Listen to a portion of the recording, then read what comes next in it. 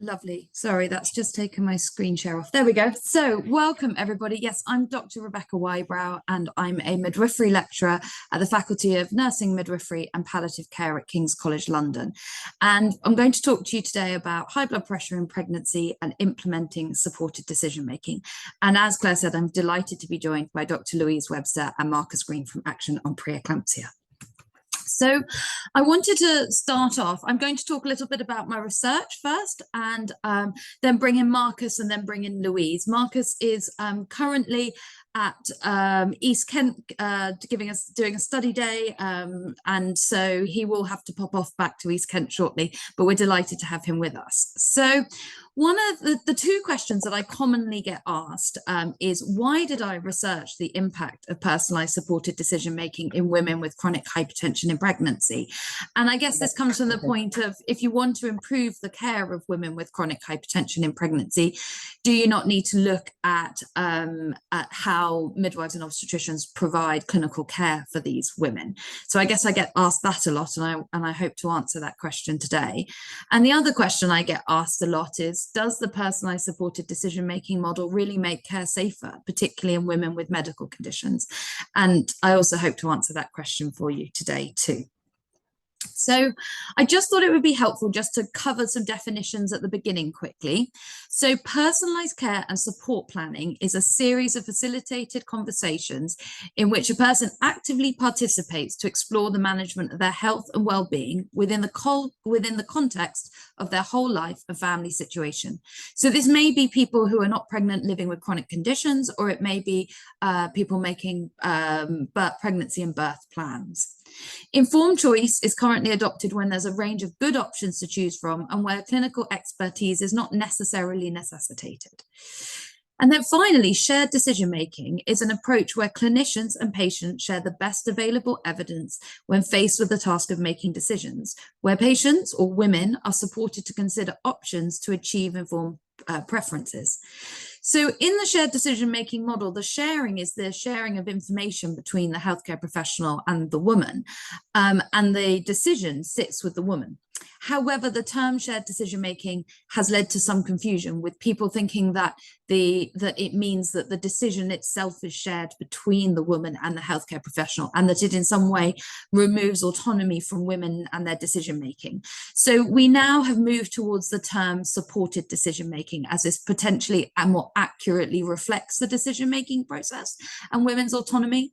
When I started this research, we weren't using the word supported decision-making so much at this point, and so you may see at times we switch between the terms supported decision-making and shared decision-making. So I hope that that's cleared that up. So my PhD, well, I was meant to start my journey in 2016, but had a baby, so started my journey in 2017. And the PhD, so I had Professor Lucy Chappell as my primary supervisor and Professor Jane Sandel as my second supervisor. And then latterly, Dr. Loiuise Webster came on as my third supervisor, which was fantastic. Predominantly, I wanted to improve the care for women with chronic hypertension in pregnancy, and so set about trying to understand the implementation of national guidelines for women with chronic hypertension in pregnancy. So we carried out a multiple method study at multiple sites. And the sites we chose to ensure variation, so variation in population, variation in models of care, variations in location, for example, geography. Before doing that in-depth study, we did a national survey in which we got 70% of NHS trusts across the country to respond, to report the care that they were providing to women with high blood pressure and pregnancy with chronic hypertension. And then we did a deep dive in these 3 sites. And this consisted of case notes reviews, structured observations, qualitative interviews with women, and qualitative interviews with healthcare professionals. All of the data was analysed independently and then integrated. And we had a lot of interesting findings, and I can't go into all of those today. What we did find, though, was that information provision around antihypertensives was only 50% of women, only half of women were receiving information about antihypertensives in pregnancy. And only 1 in 5 women were being engaged in decisions about their antihypertensives or being offered choice. Which is quite low, which is particularly low considering these women have a chronic condition. Many of them have entered pregnancy on antihypertensives already and have lived experience. So to not engage these women in decision making, or only engaging 1 in 5 women in decision making, was quite surprising. We found as well through qualitative interviews, we asked women very general questions about their experiences of care, not specifically about antihypertensives and decision making, but the majority of women wanted to talk to us about their experiences of antihypertensives. And I've just picked out a couple of quotes. There are many more quotes in the paper if you're interested, but this is what a couple of women said. I wanted to know how safe it is, about the dosage, about taking the meds, this medication, about the side effects. And so if they think there are any other options for me, or if this medication is not working, what will the other options be for me? So this woman really didn't have enough information about her antihypertensives. And another woman said, because everything I take, my baby takes. So it's like, what happens if my child comes out and they're addicted to something, or they're high strung because of something, or they're moody, or they're crying all the time because of the medicine I've had to take for the past 4 months. So this woman was really quite concerned about the impact that the antihypertensives were potentially having on her unborn baby. Now, what we did was we analysed the qualitative data, and we found that 3/4 of the women were conflicted about taking antihypertensives, and around half of the women were non-adherent to their medication. And again, these are women with a pre-existing condition, and so you might expect that they would be adherent to their medication in pregnancy, but they were significantly conflicted and many non-adherent. We wanted to delve into the women who were taking their medication, were adherent, and either were not happy but were adherent, or were concordant and adherent. And what we found, that the women who took their medication but reluctantly, they described this responsibility of motherhood, external factors such as family and friends and partners stressing the importance of taking it, and really feeling responsible to the baby, but still feeling conflicted inside. The women who were happy about taking their medication and were adherent, what was so interesting was they talked frequently about having a trusting relationship with their healthcare professional. And that was based on the relationship that they built up with their healthcare professional. So communication factors, but also that they had enough information to make informed decisions. So about the risks, the benefits, the potential side effects, etc. And they also knew that they could talk to their healthcare professional about their side effects, have reassurance as to whether or not it was normal or not normal, and explore alternative medications as necessary. So we also spoke to healthcare professionals, and healthcare professionals, doctors, midwives, physicians, obstetricians, midwives, physicians, they also told us that they didn't have enough information about, they didn't always have enough information about the antihypertensives themselves, and that they didn't have enough information and education about how to implement shared decision-making or supported decision-making. They told us lots of other things. So this is a slide with many other things, but supported decision-making really came out as a strong theme for healthcare professionals as well as women. So at this point, we thought, well, to improve the care of women with chronic hypertension in pregnancy, we really need to look at the information that we're providing to women and how we're implementing supported decision-making to potentially improve women's experiences of taking antihypertensives, potentially their adherence, and also potentially outcomes. So that was why we looked at this. The next question was, does this model of care really make care safer, particularly in women with medical conditions in pregnancy? So this slide here, it shows a systematic review and meta-analysis that we carried out looking at women with pre-pregnancy morbidity. So these women had, they were divided into 2 groups. They had a medical pre-existing condition or surgical pre-existing surgery that was having a direct impact on their current pregnancy. So this was people with rheumatoid arthritis, multiple sclerosis, epilepsy, depression, and also women who'd had previous cesarean section and were considering vaginal birth after cesarean section or planned cesarean section. So what we found was that decisional conflict, which is a very common measure that is used in shared decision or supported decision-making research, is usually the primary outcome measure. Decisional conflict was highest in the women with pre-existing medical conditions who are making decisions about medication in pregnancy. And they had greater reductions in decisional conflict compared to those with pre-existing surgical conditions. We found some evidence that decision aids can improve outcomes for women with pre-existing medical conditions, particularly women on antidepressants with a history of depression. And in other groups of women, it didn't change the outcome, but it didn't worsen the outcome. So with this evidence, we set about co-designing a shared decision-making or supported decision-making intervention for women with chronic hypertension in pregnancy. And we carried out focus groups with pregnant women and with healthcare professionals. And we showed them a variety of different decision support tools, decision aids. And we got quite polarized views. So some of the women said, what I want is to have a really good conversation with my healthcare professional. I want the data to be concise. I like infographics. I want it all to be done in my consultation, really. And then other women who said, this is really important. I want to know everything that I can possibly know about taking antihypertensives in pregnancy. And so these women wanted a traditional patient decision aid, a long booklet. Healthcare professionals told us that they wanted in consultation infographics or communication aids to better engage in supported personalized care and supported decision-making conversations.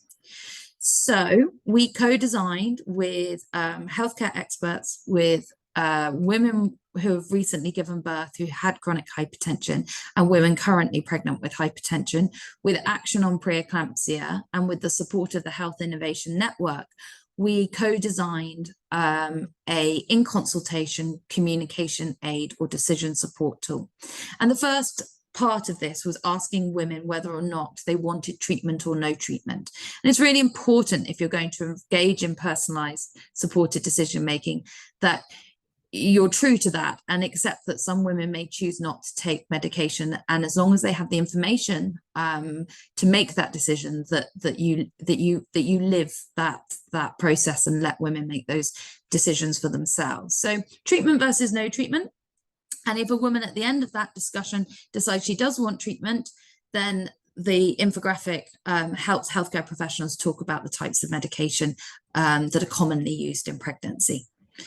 We also produced a traditional booklet, patient decision aid booklet, which goes through all of the information in more detail. And there's a section at the end that helps women to synthesize their views and help them reach decisions about antihypertensives in pregnancy. So we did all of that work, and we worked with Action and Pre-eclampsia, who host the decision aid, and we then set about implementing the tools into 3 NHS trusts. I want to say at this point that COVID came along, and well, I had another baby and then COVID came along, and so we had to adapt our protocol slightly. We weren't able to do observations to assess fidelity, for example, because this was pre-vaccine, so there was, a lot of, it was when the virus was at its most serious and we had social distancing and so forth. And so we had to sort of switch to a more survey based approach using validated scales to measure the impact of the intervention rather than doing qualitative work at this point. So what did we find? Well, our quantitative data reflected our qualitative data. Decisional conflict was very high. So we found that the mean decisional conflict was 50%, which anything over 37.5% is very high. So it was high, and it was high in 75% of women. What we found was after intervention, decisional conflict rapidly, it came down significantly, down to a post mean of 8%. This was a 42% reduction in decisional conflict, which is a big reduction in shared decision making terms.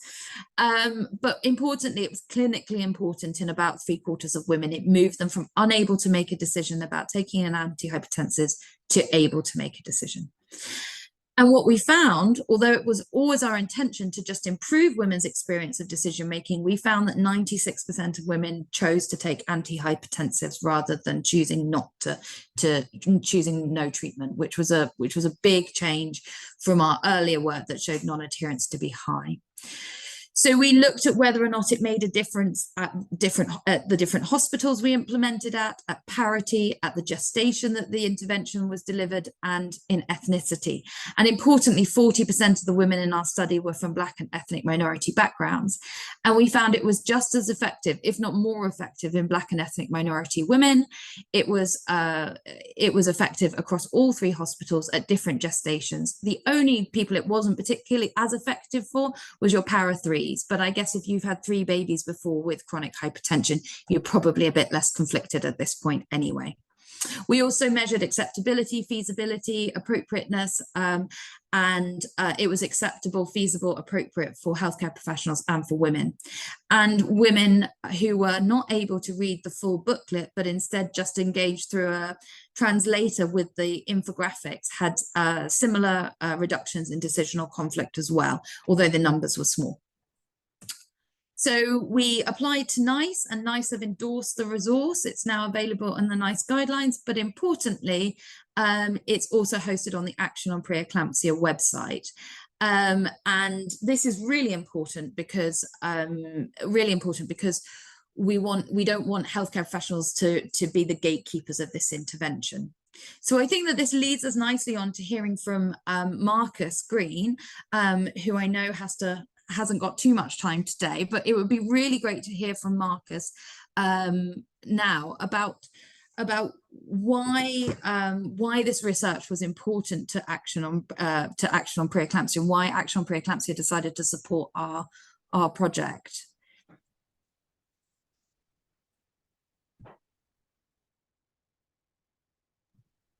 Doing.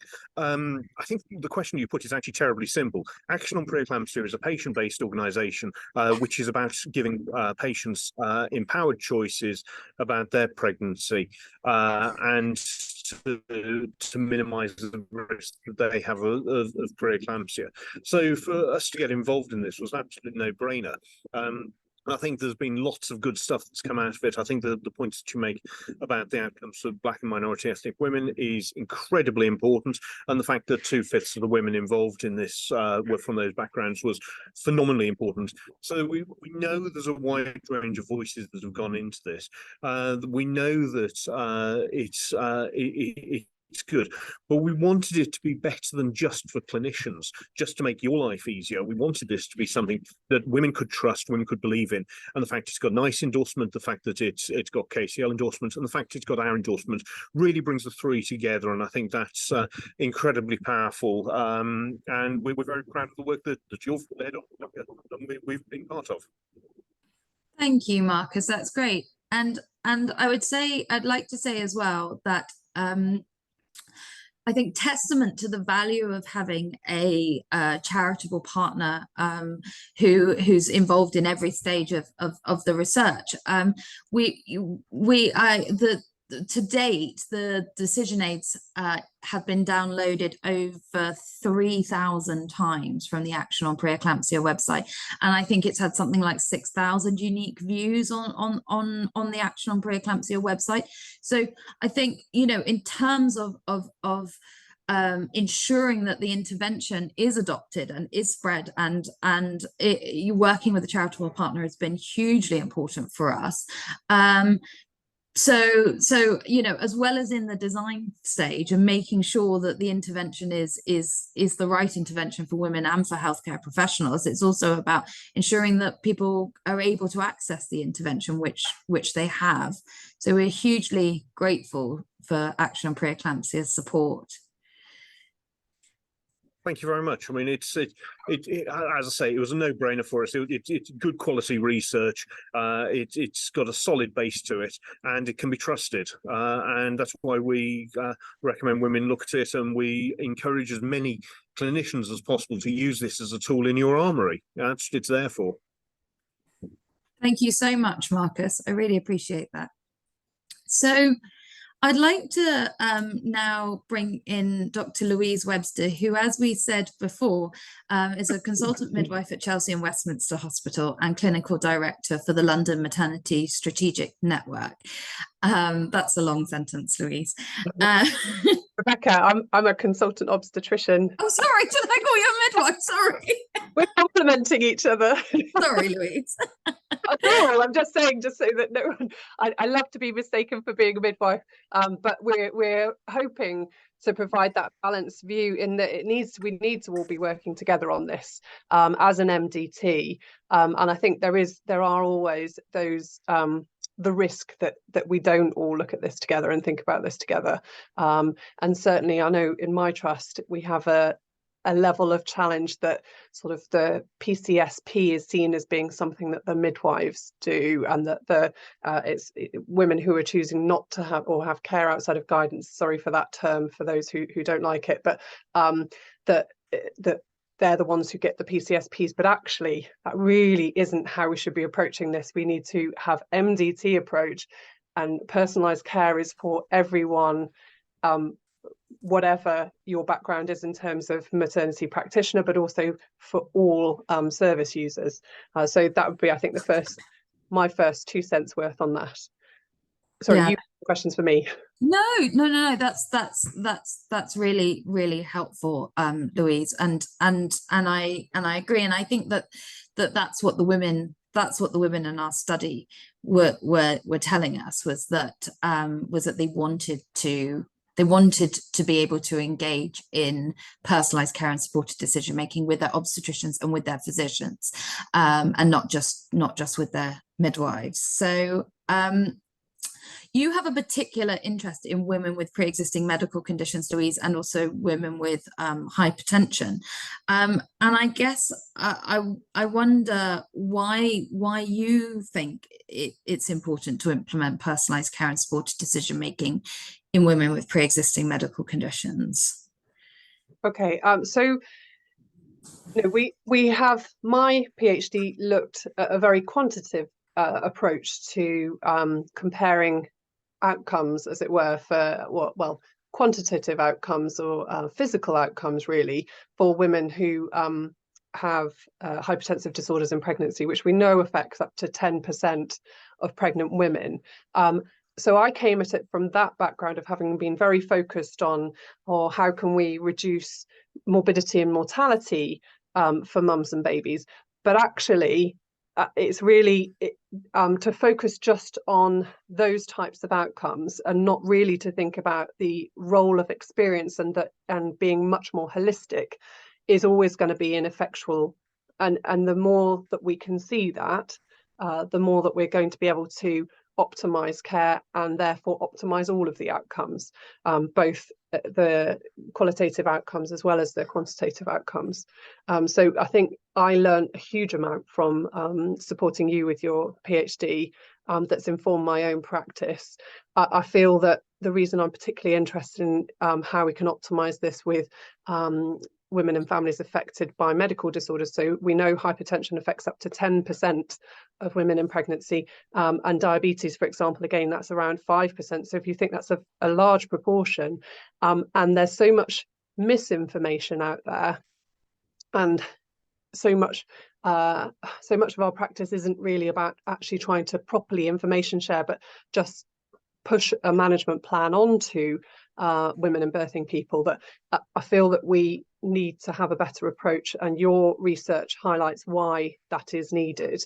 So yeah, that's where I'm coming from, and it's definitely spilled over then into my approach to all areas where there's conflict. So whether that be deciding whether to have a vaginal birth or a cesarean birth, whether to go ahead with an induction of labour when it's recommended, etc. Just try and always come from a point of view of thinking that actually, if we're really going to do patient-centered or women and birthing people-centered care, that we actually need to really think about everybody as being an individual, and not just thinking that we can just push management plans or recommendations onto people, and then that means that they should do them in a patriarchal approach.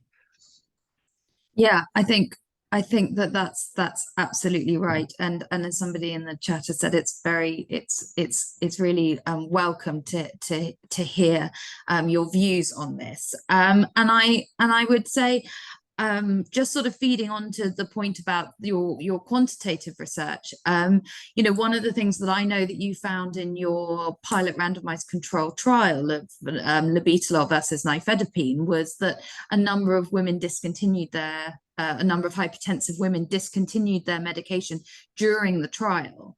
And although that was sort of 9% and sort of 13%, and we've sort of found through our investigations that potentially in a non-trial situation those figures are even higher.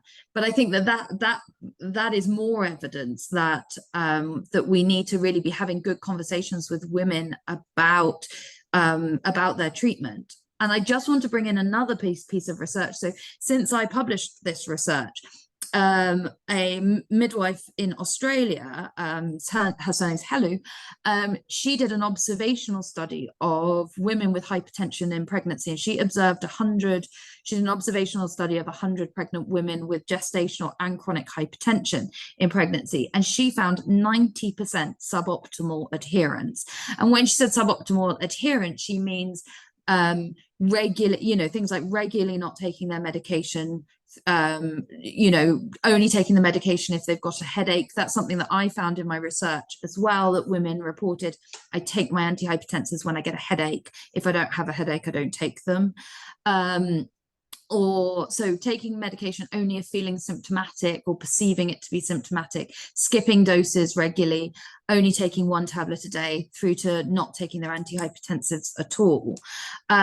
So I think that there is growing evidence out there that that women, you know, women are not confident and not comfortable with taking antihypertensives in pregnancy in the way that we think they potentially are, and that this is probably applicable to other areas of maternity as well. And whilst the intention is not to make everybody, you know, comply and make everybody take the medication, it's about ensuring that they have the information, the right information that they need to make truly informed decisions. And as our research showed earlier, we weren't doing that before, and so women were not able to make these informed decisions. Whereas, you know, post intervention, the decisions that they were making were informed. I don't know what your reflections on that, Loiuise, are. So I think a couple of reflections. One is that so we, as my other role, other than being a consultant obstetrician, is that I'm the clinical director for the London Maternity Clinical Network. So work alongside the regional midwifery and obstetric team. And one of the pieces of work we're doing at the moment is looking at, as I say, apologies for the terminology, but care outside of guidance, which I know some people aren't keen on that terminology, essentially meaning, you know, women wanting to choose things which aren't things that we're recommending, which of course is the right thing. But what you want to do is make sure that that's an informed choice, and that the information is standardized in terms of what's being given. What's been really fascinating about that piece of work, so that piece of work has gone and we've had group sessions with obstetricians, with midwives, and the one that's left to come is the MNVP having an open discussion with MNVP members and doulas and birth supporters about how we can approach this better, because there's this conflict of particularly, I would say, for doctors, and I think that's reflected in the fact that people are writing on the comments about having an obstetrician who supports personalised care, which I find quite distressing, that that's not something that's thought to be a regular occurrence. Is that there's, I think, you go through medical school and it is all very physical outcome driven, and that that sort of belief that in a level of patriarchy within what we do, that then means that that doctors aren't open to the idea as much of the fact that actually really it has to be about choice and informed choice, and that we then need to try not to take negativity away from people choosing not to follow our advice. And I think that's one of the things that's that particularly the obstetric group reflected was the hardest, was not to feel that somehow we'd done something wrong because someone doesn't want to do what we're recommending, that actually you're just trying to give supported choice, but it's making sure that you have given the information so that if there is an adverse outcome at the end of that, either way, whether that's an experienced adverse outcome or a physical adverse outcome, so loss of baby, for example, that you've given all the information, and that has been the individuals involved have been able to make their choices. So I think that those are some reflections. And the other thing is we've definitely got a long way to go, because you and I know we went and did a similar talk at a meeting of obstetricians, and it's fascinating to hear words like persuade coming up in some of the discussions and things, where you're sort of like, well, not really persuading. We don't want to have somebody who's really good at persuading people into doing what we want to do. It's about making sure that we're really thinking through. So when someone's choosing not to take their antihypertensive because they're worried about what the impact is on their baby, it's reflecting on them. But actually, if we don't treat your blood pressure, what's the impact of severe hypertension on your baby? And you need to know that knowledge at the same time as knowing the knowledge about what potentially might happen from taking antihypertensives, and then very much talking to them about the fact that it is about weighing that up in the balance, and that and acknowledging that not all of these choices are easy. No, definitely when it comes to birth choices, you can't give guarantees. I wish I'd make a lot of money if I was able to tell someone exactly what was going to happen with their birth. But that's the question, that we often get answered, isn't it? It's how can I control things as much as possible? And unfortunately we can't. But anyway, so those are some reflections. Sorry, I'm starting to waffle now. Thank you, Loiuise. No, that's great. And I suppose I've talked a little bit about implementing personalised care and supported decision making. So in our study, as well as having the in consultation infographics and the standalone patient decision aid, we had champions in the local area who were championing the intervention. We also had brief training for healthcare professionals on personalised care and supported decision making, and those things together seemed in the units that we went to seemed to be acceptable and feasible, and also led to improved informed decision making for women. But I wonder more broadly in your practice, Loiuise, and whether or not you think implementing that model of care is realistic, particularly in the current context of maternity services. So some reflections that I've written down is one of the biggest barriers is time that we have. And I think not just time, but also capacity for follow-up. So I'm under a lot of pressure that I will see women at certain time points in their pregnancy. And then the capacity of my clinic means that it's not always possible to bring people back. So for example, you recommend starting antihypertensives to someone and you give them your infographic. Well, in an ideal world, you wouldn't say, that's it, you have to go straight onto it. Sometimes you do need to recommend that in the context of severe hypertension. But I think there is that pressure that you're asking people to make decisions very quickly. You don't have the time to give them all the information you want to give them necessarily. We also struggle with the tools, don't we? I think that's something that you've mentioned, or that we wanted to mention, wasn't it, Rebecca, about how can we make sure that the tools are in the right place and that they're accessible to everyone when there are tools available. We want to have more tools, that would be great. I think your decision aid is something that I use on a regular basis, but I do have to then go and find it on the Action on Pre-eclampsia page and print it off. And it would be great if we had ways of using our digital environments that we're in to more optimally and collating everything together in a hub somewhere. That means that when we have these great tools, that we're able to utilize them so that it can save that element of time, or rather give the information so that you can go away with it. We need to make sure that it's translatable. So recognize the fact that that people may have literacy issues, both digitally but also in language full stop, and that we need information that is translated for those who don't have English as a first language. Yeah, those are some of the barriers that I can think of that immediately spring to mind.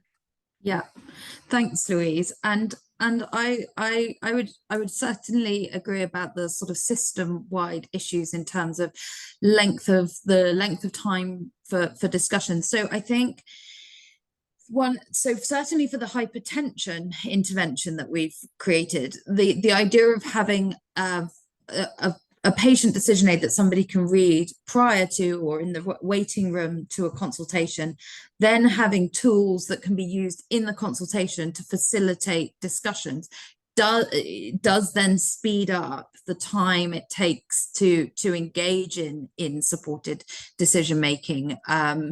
So I think those two things in combination can help. I also think some of the feedback that we got from the midwives and obstetricians who worked closely as part of an MDT. So when we went out to the different units to implement, some units had quite relatively disjointed care for women with chronic hypertension. So they might be being seen by a community or a caseload team of midwives in one place, and then they would come into the hospital to see their obstetrician. In other units, they had slightly different models where the midwife and the obstetrician were essentially at clinic at the same time. They still were different models. One was a sort of antenatal midwife and obs-med obstetrician working alongside each other, and another was a caseload team of midwives with a hypertension clinic. So they were different models, but they had the multi-professional team working.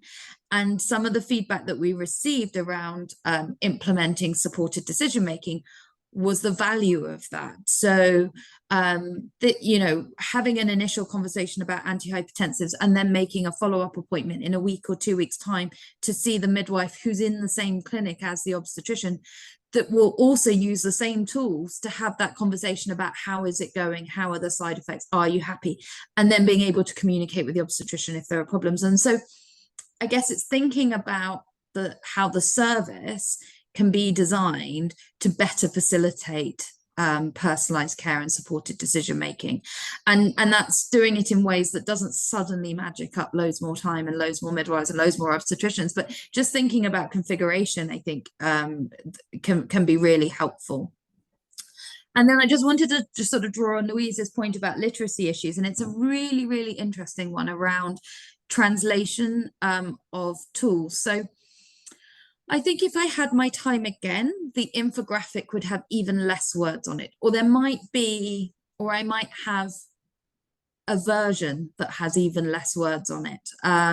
So the idea of the infographic was to have some words that prompts the healthcare professional to have the discussions and the images to speak to the women. But if you had even less words, you would need even less. The need for translation would be less. And I think the reason why I say that is that there are so many languages. And yes, we could say, well, let's translate into the most common languages, but we're still going to be excluding some of the most vulnerable people in our communities. And then there's also the issue that some languages are spoken languages, but not written languages. And so it's difficult to translate into those languages. And then we've also got to rely on the accuracy of the people who are making the written translations, so there are quite, and then every time you update, you've got to update into multiple languages. So it's very, very challenging. So I think I've seen some really innovative work coming out of Europe. So one of those is maybe it's not that innovative, but I think it's great. So you can actually record your supported decision-making intervention as a YouTube video, and then YouTube can automatically audio translate into different languages for you. So that's a sort of, it's not going to be perfect for sure, but it's definitely something to think about, and maybe areas where we could do some more research to understand if how accurate this is and how acceptable it is. But also in women with who have language barriers, we should be using translator services. And so if we're already engaging in a translator for the appointment, having in consultation aids that can be used alongside the translator seems to make sense, rather than this very complicated process of trying to translate every document into many languages. And so maybe it's about translating into the common ones, but also thinking about using tools that have less words and other innovative ways of doing things. So I think that those would be my reflections on that. I don't know if you think that's fair, Loiuise. Definitely. So we're, just to think of a current practice issue that I have that involves this, we're implementing digital consent for elective caesarean birth at my trust. And it's been a challenge, and there's been pushback over, oh, but what about the fact that this doesn't have, that it's all in English? And it sort of, to reflect to my colleague who raised that point, I said, well, at the moment, what we're doing is giving them a paper version and on the day of their surgery. So not only are you giving information at the time, telling them all the worst case scenarios of what could happen on the day that's meant to be special because their baby's being born, but you're also, there's no your ability to then translate is going to be via whatever interpreter. And of course, inappropriately, people are often using relatives, etc. Whereas if we can use a digital tool, there's much greater chance that we're going to be able to use translation systems and digital, technology packages, such as what you're talking about with the YouTube. I know our website at Chelsea, you can go on and there is a way that you can click buttons that automatically translates the information on the website. So there's lots of packages that can be used so that we can make these things more accessible. I agree, yet there is going to be this literacy issue that we can't overcome with that, and that's where visual aids such as your infographic are really useful. And if we can use those more, I think all the better. Lovely, thank you, Loiuise. I'm conscious of time, and I know that people might want to ask some questions. I just wanted to let you know that sort of at a strategic level, we've been doing some work with NHS England. The new Muse charts are going to be coming, coming out quite soon, and these are going to be a standardized, hopefully a standardized approach to measuring and documenting blood pressure measurements in pregnancy. I'm really sorry, somebody keeps knocking on my door. I don't know if you can hear it. So that's coming down the road, and I think what we're going to be looking at is whether or not we can link the hypertensive decision aids to the Muse chart, so that if somebody flags as hypertensive, that they automatically get access to these tools. So we'll watch this space. Thank you. Could I just say, so Claire raised a really good point, and I completely agree. There is definitely an element of defensive practice which is only set to get worse, I think, given how we what happens in America tends to then be followed here. So there's definitely that defensive practice. But I think the things that we reflected on from the regional meetings that we've had about providing care outside of guidance were, number one, that there should never be, people shouldn't be isolated. So it shouldn't be just one obstetrician or just one midwife or a couple of midwives who are providing the counselling and who are agreeing these personalised care and support plans, that it should be an MDT approach in that, and that we should be supporting each other. There was also a big element of where something does go wrong, that people are much kinder, and it's not about criticism, and that we're building each other up and supporting each other. But ultimately, more people are wanting to and should be empowered to make their own choices, and so we need to find better ways of supporting those choices, rather than some people's approach, which is, well, if they're not going to do what I've told them they should do, then that's it, I wash my hands of them sort of approach, which I think is just so wrong in so many ways. And Thank you, Louise. I've yes. got a question that came directly to me. Can I offer it up to you? It's a methodological question. Oh, Yes, say that please. today. Thank you for your presentation, Rebecca. Please can I ask how you quantitatively measured the effect of the tool, for example, decisional conflict? Did you use established tools or survey data? Yes, I did. So I used the Ottawa decisional conflict scale, which is a validated scale. Yeah, it's a validated scale. It's the most commonly used scale for. So when people do randomized control trials of decision aids or shared decision making interventions, they usually use decisional conflict and the Ottawa scale as the primary outcome measure.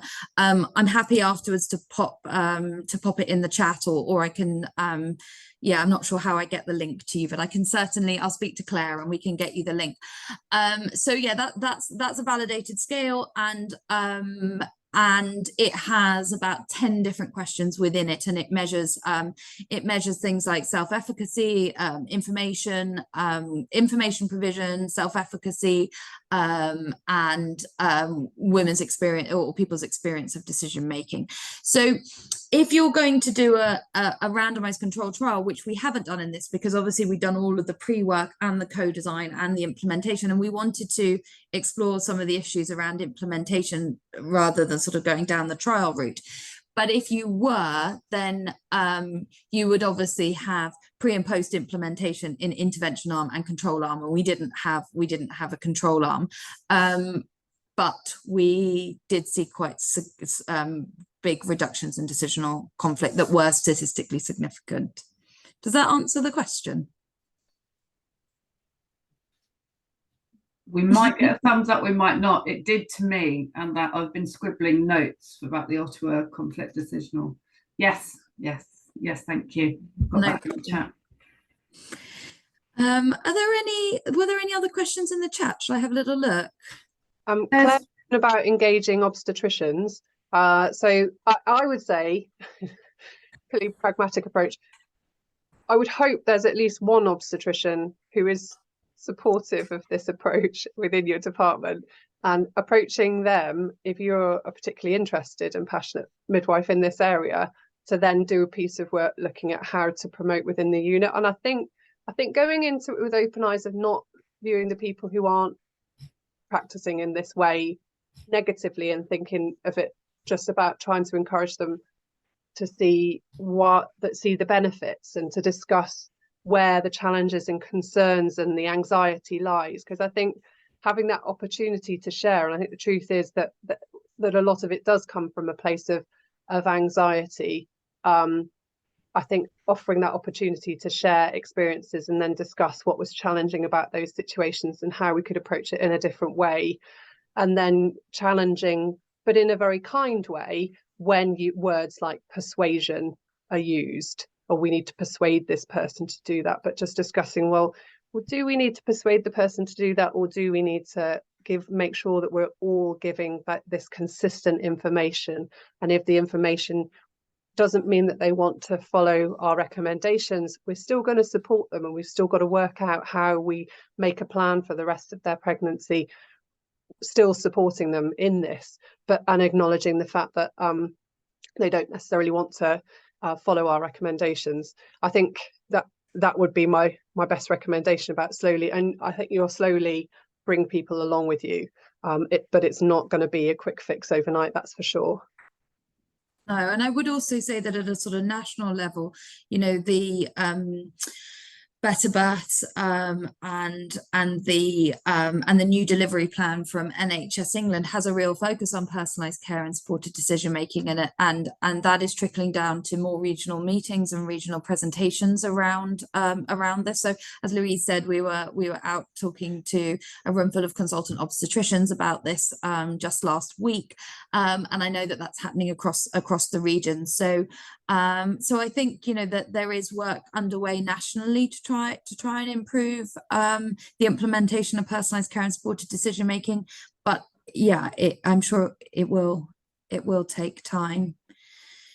I noticed in the chat that Sam Bassett mentioned about the Janam app that's just been launched in Leicester. I think it was launched this week. And I actually dropped them a note to say, wouldn't it be great if they could do a webinar on their new app, because I think it looks great. Sam, I don't know if you wanted to say anything about that or.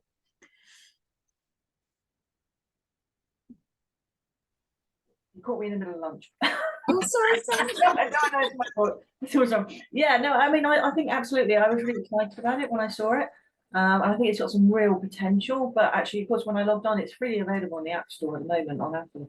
But actually, it's only available for women at the moment from Leicester. They have to put a set code in. But if you look, it translates into about 6 different actually South Asian languages. And that they've been working quite extensively. I've put some links actually in the chat. So yeah, we're really good if resources like that could be shared, because I think it looks amazing.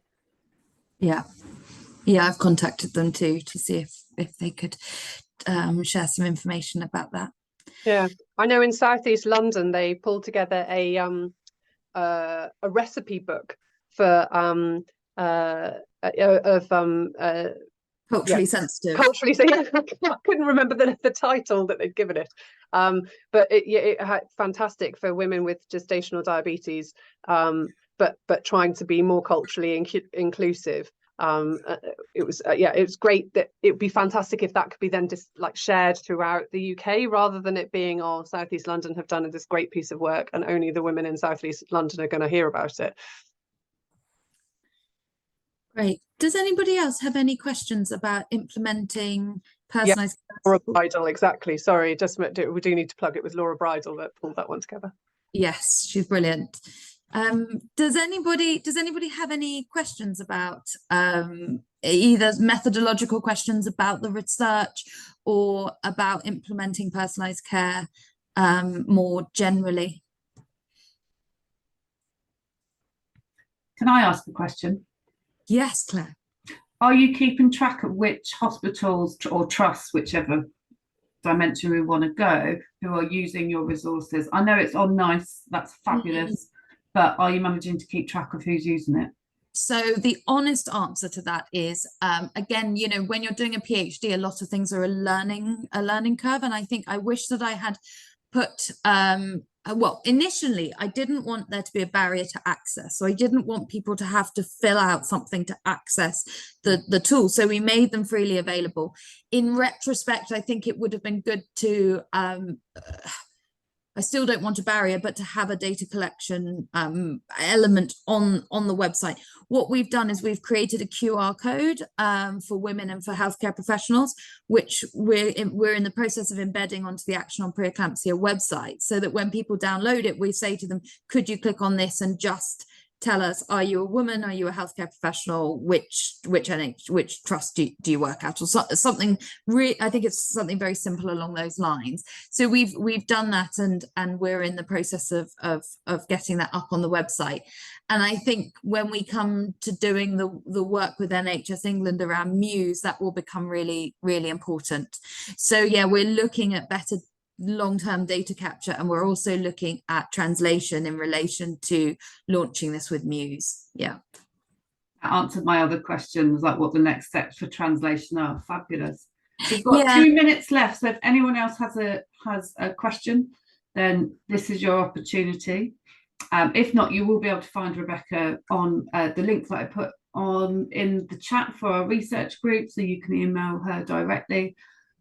This recording will go out to everyone who have joined up via Ticket Taylor as well, but I don't know if there's any more questions in the chat. Or you can come onto mic, it doesn't have to be in the chat. Thank you, Kylie, that's great. Thank you very much. I'm glad you enjoyed it.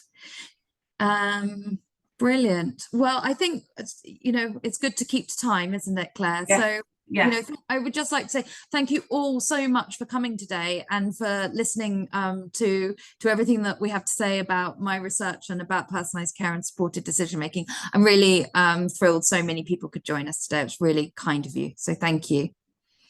And thank you to Loiuise for joining us as well. To have your perspective just strengthens all of this work, and it's great to see such positive, constructive MDT working. It shows that it can happen and it is happening, and that's something we can also take away from as a top level message from the stent. Obviously, having Marcus engaged, you know, Action Against Pre-eclampsia, to have that charitable buy-in, fantastic. Again, great for us researchers to be thinking about our work. Oh, and we've got someone joining us. Thank you for having me. Oh, lovely. Hi, Izzy. Nina, yes, the session is recorded. I'll be sending it out the next day or so. Next one is in January. Please sign up to our mailing list if you want to be the first in the know to book tickets, because they do sell out. All right, thanks everyone. Thank you. Thanks, Rebecca. Bye. Thank you. Bye. Bye.